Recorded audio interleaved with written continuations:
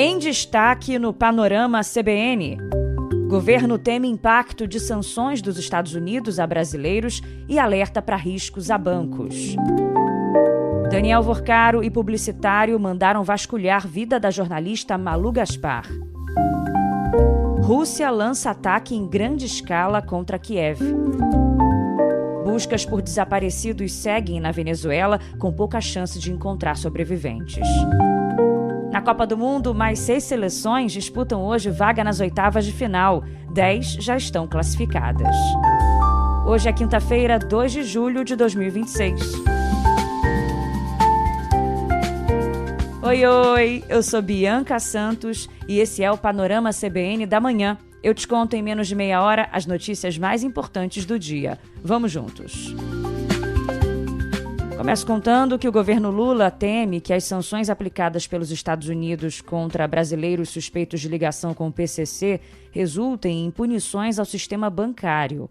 O Tesouro Americano bloqueou os bens e proibiu transações com os empresários Vitor Shimada e Estela de Oliveira, além de 3 firmas paulistas e uma companhia em Portugal. No comunicado, o Departamento do Tesouro Americano classificou o PCC como a maior organização criminosa do hemisfério ocidental. E aí o governo americano aponta o empresário Vitor Shimada como o principal elo entre os agentes da facção criminosa na Flórida e traficantes internacionais de entorpecentes. De acordo com as investigações americanas, a rede operada por Shimada movimentou mais de 30 milhões de dólares por meio de transferências estruturadas com criptomoedas para enviar os valores dos Estados Unidos ao Brasil. A empresária Estela de Oliveira foi acusada de atuar como intermediária na coleta do dinheiro e prestar apoio logístico ao esquema. 2 das 3 empresas mencionadas pelo Tesouro Americano já figuravam nas apurações da Polícia Civil e do Ministério Público de São Paulo na denúncia sobre desvios de dinheiro do Corinthians, no contrato de patrocínio entre o clube e a casa de apostas Vai de Bet. Só que para o promotor Lincoln Gaquia, que investiga o PCC há mais de 20 anos, não há indícios de relação dos sancionados com a facção criminosa. Se porventura o governo norte-americano, através do FBI ou do Departamento de Estado, ele tenha conseguido provas, né, de ligação deste casal ou dessas empresas na lavagem de dinheiro de integrantes do PCC que atuam em Miami, nos Estados Unidos, a gente não tem essa informação porque não foi compartilhado nada conosco, né? Então, aqui no caso do Ministério Público de São Paulo, a gente não tem qualquer informação ligando esses 2 indivíduos ao PCC. Essa foi a primeira sanção contra suspeitos de conexões com a facção brasileira após a gestão Trump classificar em maio o PCC e o Comando Vermelho como grupos terroristas. Vamos seguir aqui de olho para saber se haverá outras reações do governo brasileiro. Seguimos com os assuntos importantes do dia. Para te contar agora que diálogos obtidos pela Polícia Federal revelam que o ex-banqueiro Daniel Vorcaro e o publicitário Tiago Miranda violaram dados privados e monitoraram parentes da jornalista Malu Gaspar, colunista do jornal o Globo e comentarista da CBN. A ação criminosa buscava interromper reportagens investigativas sobre fraudes no Banco Master e incluiu o levantamento ilegal de endereços, contas bancárias e rendimentos dela. O monitoramento ocorreu entre março e abril de 2025, período em que o Banco Master enfrentava a grave crise financeira que resultaria na liquidação pelo Banco Central em novembro. Num dos diálogos, Daniel Vorcaro diz que precisava frear a Malu Gaspar. Miranda, então, concorda com o banqueiro e encaminha uma reportagem da jornalista sobre as suspeitas de fraude envolvendo o banco. As mensagens foram divulgadas pelo site Fatos Online e confirmadas pelo jornal o Globo com os investigadores. Numa mensagem enviada ao publicitário, Vorcaro diz: "Vamos ter que tentar pegar algo dessa mulher no pessoal." Tiago Miranda responde: "Exatamente, ela joga baixo. Vou revirar a vida dela. Alguma coisa vamos achar." Ao longo da manhã do dia 1º de abril de 2025, Tiago Miranda envia as primeiras informações a Vorcaro. "Olha, meu time está atrás. Precisamos achar algo. Nem multa na CNH dela encontrei. Filhos novos ainda também. Te deixo ciente. Vou achar algo.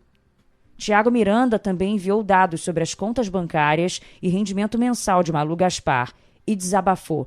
Realmente, meu amigo, não tem absolutamente nada. Em outro trecho, ele diz: preciso arrumar uma forma de calar essa mulher. Assustador, né? Diante da continuidade das reportagens que apontavam a falta de caixa do Banco Master, Daniel Vorcaro e Tiago Miranda arquitetaram uma estratégia para tentar asfixiar a produção jornalística por meio de propostas financeiras milionárias disfarçadas de contratação profissional. Tiago sugeriu que o banqueiro contratasse Malu pela revista Isto É, que pertence ao Grupo Entre. A companhia controla a Entre Investimentos, empresa usada por Vorcaro para investir no filme Dark Horse, sobre a vida de Jair Bolsonaro. Vorcaro responde que quem deveria tentar a contratação era o próprio Tiago Miranda, que na época era CEO do grupo Léo Dias. Nesse momento da conversa, Miranda encaminha mensagens com a suposta remuneração mensal e o endereço completo da jornalista Malu Gaspar, além de informações sobre o carro de uso pessoal da comentarista da CBN. Aí o banqueiro e o publicitário entraram em consenso sobre o salário e até valores de luvas contratuais que ofereceriam para Malu como forma de travar a produção do conteúdo investigativo que revelou os escândalos do Banco Master. As mensagens, interceptadas pela Polícia Federal, mostram que os planos de cooptação financeira também se estenderam ao colunista do jornal Globo e comentarista da CBN, Lauro Jardim.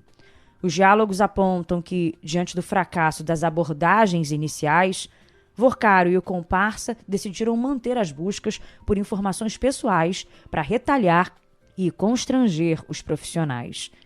Vamos a mais um diálogo. Vorcaro diz: Malu e Lauro vieram com mais fúria após a abordagem. Lauro soltou 5 matérias em 3 dias.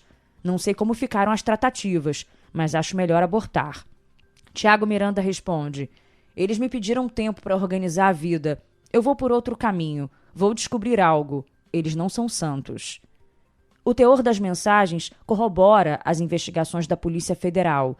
Segundo o inquérito, o grupo de Vorcaro usava uma milícia armada para ameaçar fisicamente jornalistas e calar críticas de interesse público.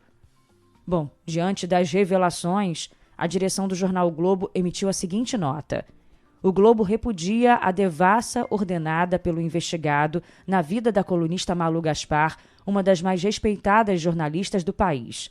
A ação, como deixa claro a troca de mensagens, visava calar a voz da imprensa e revela um modus operandi do grupo criminoso que já havia ameaçado de ato violento outro colunista do jornal. A nota continua: os envolvidos nessa trama de perseguição devem ser investigados com rigor. O Globo e seus jornalistas não se intimidarão e seguirão acompanhando o caso e trazendo luz às informações de interesse público.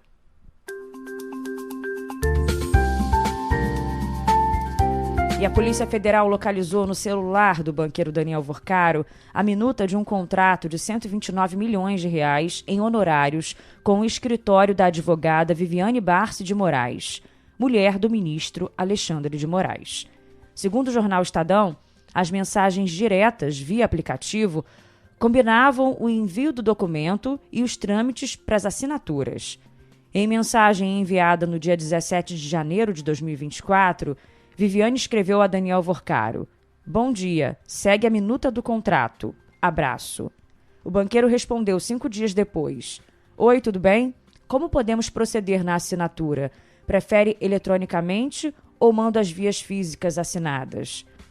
O arquivo foi extraído durante os desdobramentos da Operação Compliance Zero no aparelho de Daniel Vorcaro. O texto previa a prestação de serviços jurídicos e assessoria perante a Receita Federal, o Banco Central e o Congresso Nacional por um período de 3 anos.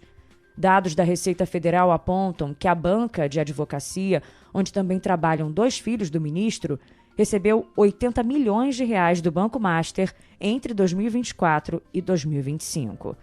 O escritório Barsi de Moraes informou que as tratativas com clientes são sigilosas, mas destacou que a consultoria emitiu dezenas de pareceres focados em regras de compliance, código de ética e conduta e prevenção à lavagem de dinheiro. A banca informou ainda que, durante a vigência do contrato, realizou 94 reuniões de trabalho, das quais 74 ocorreram presencialmente na sede do Banco Master, 13 com a presidência da instituição e 2 por videoconferência com o departamento jurídico do banco. Bom, e eu citei há pouco essa loucura que aconteceu com a Malu Gaspar, né? Ela continua trabalhando, e muito, né? E é ela quem está contando sobre o agravamento do racha do núcleo duro do clã Bolsonaro, que tem angustiado aliados próximos da ex-primeira-dama e do presidenciável Flávio Bolsonaro. A Malu conversou com interlocutores dos dois lados, que admitem, sob reserva, um consenso. A guerra familiar não só está distante de ser pacificada, como dificilmente terá um desfecho, seja antes ou depois das eleições de outubro. Um aliado próximo de Flávio desabafou sobre a situação antes mesmo do anúncio da saída de Michele Bolsonaro do PL Mulher, sacramentada após uma conversa dela com o presidente nacional do PL, Valdemar Costa Neto, em Brasília. Ele disse o seguinte: essa guerra não vai acabar nunca. Está no DNA da família Bolsonaro. O diagnóstico foi compartilhado por um interlocutor que mantém boa relação com Michele e o dirigente nacional do PL. Ele falou o seguinte: essa guerra não vai acabar, ganhando ou não o Flávio. Eles se odeiam. Simples assim. Foi o que resumiu esse aliado. Lembrando que a relação entre Flávio e Michele sempre foi marcada por um clima de ressentimento e desconfiança. Mas a crise escalou no último dia 25, quando Michele divulgou um vídeo de 27 minutos no Instagram com duras críticas ao enteado e pré-candidato ao Palácio do Planalto. Além de expor divergências sobre palanques estaduais do PL, nos quais ela alega ter sido preterida, Michele disse que foi maltratada e apunhalada pelas costas por Flávio, que teria pressionado para que ela não se envolvesse nas negociações do partido. Seguimos falando da família Bolsonaro para te contar que o ministro Alexandre de Moraes está esperando a manifestação dos advogados de Bolsonaro para decidir se prorroga a prisão domiciliar humanitária do ex-presidente. Em parecer enviado ao ministro do STF, o procurador-geral da República, Paulo Gonet, disse que Bolsonaro deve ser mantido em regime domiciliar, mas sem a arma apreendida com um dos seguranças dele. Gonet avaliou que a apreensão da pistola com o militar do GSI não configura falta disciplinar grave para endurecer a execução penal. A Polícia Civil do DF disse que não viu crime do ex-presidente no episódio e indiciou apenas o sargento do Exército que estava com a pistola. O ministro Alexandre de Moraes deu 48 horas para que a defesa de Bolsonaro se manifeste nos autos antes de tomar uma decisão se mantém a prisão domiciliar ou se envia Bolsonaro de volta à Papudinha. Agora eu te conto que ainda repercute hoje a terceira fase da Operação Rent-a-Car, deflagrada pela Polícia Federal ontem para apurar se aliados do líder do PL na Câmara, Sóstenes Cavalcante, forjaram a escritura de um imóvel. A suspeita é de que o documento foi usado para justificar de forma retroativa quase R$500 mil em dinheiro vivo apreendidos no apartamento de Sóstenes, em Brasília. Na época, o deputado alegou que o dinheiro veio da venda de um imóvel em Minas Gerais e que não depositou no banco por causa da correria do trabalho.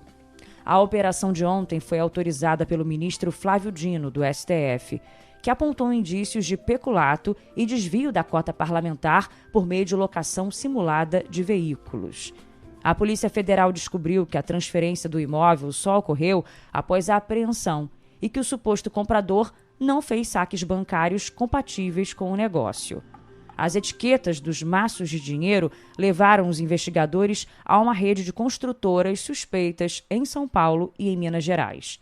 A engenharia financeira do grupo, gerido por 2 irmãos, movimentou R$15 milhões em espécie e recebia verbas públicas sem possuir funcionários registrados.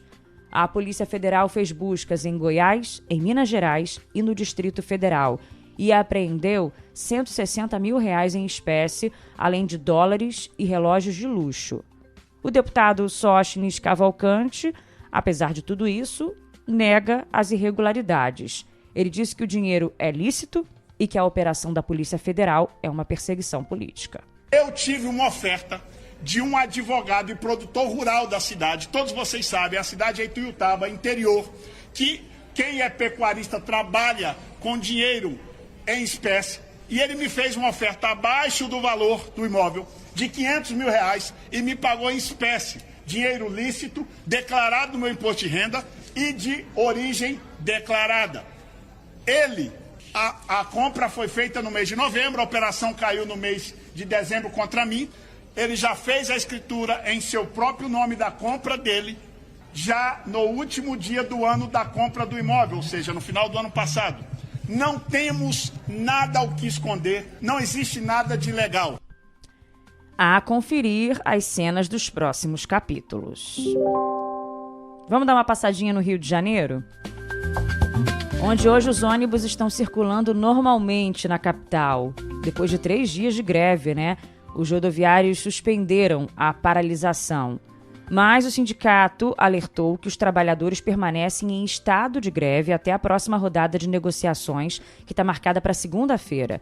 A decisão de suspender o movimento foi motivada por uma liminar do Tribunal Superior do Trabalho, que elevou para 80% o patamar mínimo da frota de ônibus em circulação, sob pena de multa diária. Na audiência de conciliação ontem, as empresas de transporte se comprometeram a não descontar os dias parados e aceitaram reavaliar o índice de reajuste salarial, hoje fixado em 4%. Vamos seguir aqui falando de economia. A Procuradoria-Geral da Fazenda Nacional e a Procuradoria-Geral do Estado de São Paulo protocolaram um pedido de falência das empresas do grupo Dolly. Segundo os órgãos, a dívida ativa da fabricante de refrigerantes com a União, o FGTS e o Estado paulista somam 15 bilhões e 700 milhões de reais. As procuradorias dizem que a dívida existe há mais de 25 anos e não apenas por causa de dificuldades financeiras, mas por uma estratégia de blindagem patrimonial. Que pena, né? Tem umas coisas que a gente não tira da cabeça, por exemplo, a propaganda, né, do refrigerante Dolly. Bom, e a inadimplência média total registrada pelos bancos nas operações de crédito avançou em maio para o patamar recorde de 4,7%, segundo o Banco Central. A taxa representa um aumento de 0,1 ponto percentual em relação ao resultado de abril. O recorde foi atingido no mês de lançamento do novo Desenrola Brasil, também chamado de Desenrola 2.0, que é o programa de renegociação de dívidas lançado pelo governo. Te conto também uma que a Folha de São Paulo mostrou sobre o número de brasileiros que fizeram apostas esportivas durante a Copa do Mundo agora. Esse número triplicou. A parcela da população que apostou passou de 11% em maio para quase 35% durante o torneio. O dado é de uma pesquisa da Fintech Clave, que aponta também um aumento no valor das apostas. Antes da Copa, a média de depósitos era de R$ 188 por pessoa. Durante a competição, esse valor chegou a R$ 272 e, em um dos dias, ultrapassou R$ 500 por apostador. Outro dado chama atenção.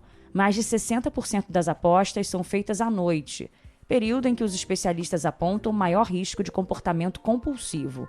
Além disso, 10% dos apostadores concentram uma fatia desproporcional dos gastos nas plataformas. Enquanto isso, o Ministério da Justiça investiga possíveis práticas abusivas na divulgação de apostas durante as transmissões da Copa do Mundo.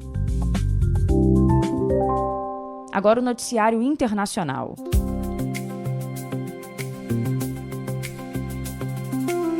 A Rússia lançou um dos maiores bombardeios aéreos contra a Ucrânia desde o início da guerra há mais de 4 anos. O mega-ataque, combinado com mísseis balísticos, hipersônicos e centenas de drones, atingiu prédios residenciais, hotéis e torres comerciais na região central da capital Kiev. O presidente da Ucrânia, Volodymyr Zelensky, havia emitido um alerta de inteligência horas antes, fazendo com que milhares de moradores se amparassem em abrigos subterrâneos e estações de metrô. Relatos iniciais das autoridades confirmam que ao menos 13 pessoas morreram e mais de 90 ficaram feridas só na capital ucraniana. A ofensiva do Kremlin é uma retaliação direta à campanha de Kiev, que intensificou o uso de drones domésticos de longo alcance contra o sistema energético russo. Os ataques ucranianos das últimas semanas atingiram distritos de Moscou, bases de satélite e refinarias, provocando uma crise de desabastecimento de combustíveis na Rússia. A escalada militar gerou forte repercussão internacional e levou a Polônia a acionar caças de combate para monitorar e proteger suas fronteiras aéreas contra possíveis invasões. A Casa Branca classificou o bombardeio como cruel e injustificável, reforçando que os aliados ocidentais vão acelerar o envio de sistemas de defesa aérea adicionais para proteger o espaço aéreo ucraniano. A União Europeia emitiu um comunicado afirmando que a liderança russa será responsabilizada por visar deliberadamente infraestruturas civis e que o bloco estuda uma nova rodada de restrições financeiras e comerciais contra Moscou. Na Venezuela, equipes de resgate seguem trabalhando em busca de sobreviventes, embora a essa altura, as chances sejam muito pequenas. Ontem à noite, as equipes estavam tentando tirar um venezuelano preso há uma semana sob os escombros de um prédio na área mais devastada pelos terremotos. Um repórter da AFP estava observando, Só que é isso, as esperanças vão diminuindo com o passar das horas e dos dias. Hernan Gil, esse segurança de 43 anos, estava soterrado na guarita do prédio onde trabalhava em Cacha-Lamar, cidade do estado de La Guaira, devastada no dia 24 de junho pelo terremoto duplo. O terremoto que já deixou mais de 2.300 mortos e milhares de desaparecidos. Ontem também, entre tantos casos terríveis, teve o da modelo venezuelana Charlene Rodrigues, ela que foi vencedora do concurso Miss Grand Orlando 2025. Ela e o namorado, José Castro, foram encontrados mortos sob os escombros do prédio onde moravam, também em La Guaira. E o Exército Brasileiro entregou cerca de 60 toneladas de ajuda humanitária à Venezuela por meio da fronteira de Pacaraima, no norte de Roraima. Foram enviados cestas básicas, água potável, kits de higiene, colchões, produtos de limpeza e medicamentos. Essa ação específica foi organizada pela Prefeitura de Manaus, de onde os suprimentos saíram, e foi coordenada pelo Comando Militar da Amazônia. Agora vamos com o futebol, vamos com a Copa do Mundo. Numa virada histórica, a Bélgica venceu o Senegal por 3-2 e se classificou para as oitavas de final da Copa. Os senegaleses estavam vencendo por 2-0 até os 41 do segundo tempo, mas aí levaram a virada no final da prorrogação e foram eliminados. Agora, a Bélgica vai encarar a seleção americana, que venceu a Bósnia por 2-0. A Inglaterra fez 2-1 na República Democrática do Congo e vai disputar com o México uma vaga nas quartas de final. Já são 10 seleções classificadas para as oitavas, incluindo o Brasil. Hoje, mais 6 seleções disputam vaga para a próxima fase. A Espanha pega a Áustria às 4h. Portugal e Croácia jogam às 8h. E Suíça e Argélia entram em campo à meia-noite. O jogo entre Portugal e Croácia pode ser o último em Copas do Mundo para Cristiano Ronaldo ou Luka Modric. Brasil! E o técnico Carlo Ancelotti comanda hoje o primeiro treino da seleção brasileira focado no jogo contra a Noruega, no domingo às 5h. Um dos cotados para substituir Lucas Paquetá, que está machucado, é o atacante Endrick. E assim a gente encerra o Panorama CBN da manhã de hoje. Comigo, Bianca Santos, nosso DJ Laerte Afonso e o editor Edmilson Fernandes. Não se esqueça do Panorama CBN da noite com Leandro Gouveia. E amanhã tem o nosso sextou, hein? Não se esqueça do nosso espaço musical também. Vai lá no Instagram, biancasantos.bia, por e-mail também, bianca.santos@cbn.com.br e pede sua música. Me dê aí uma sugestão para fechar o panorama com alguma música legal, tá? A gente te espera. Um beijo e até amanhã.